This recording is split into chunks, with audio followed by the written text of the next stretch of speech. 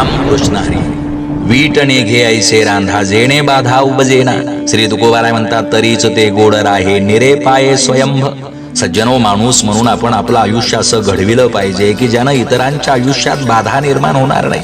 जगाचा निरोप घेतल्यानंतरही त्या पंचपक्वानाच्या भोजनाप्रमाणे आपण केलेल्या सत्कर्माची चव इतरांच्या जिभेवर आयुष्यभर रेंगाळत राहिली पाहिजे. आणि हे तेव्हा शक्य आहे जेव्हा जन्म देणारे शुद्ध बीजासारखे संस्कारशील असतील. अनेका गुणा पोटी वाव दावी भाव आपुला. ही अशी शुद्ध आणि निर्मळ अंतकरणाची पिढीच समाज आणि देशाची मान स्वाभिमानानं उंचावत असते.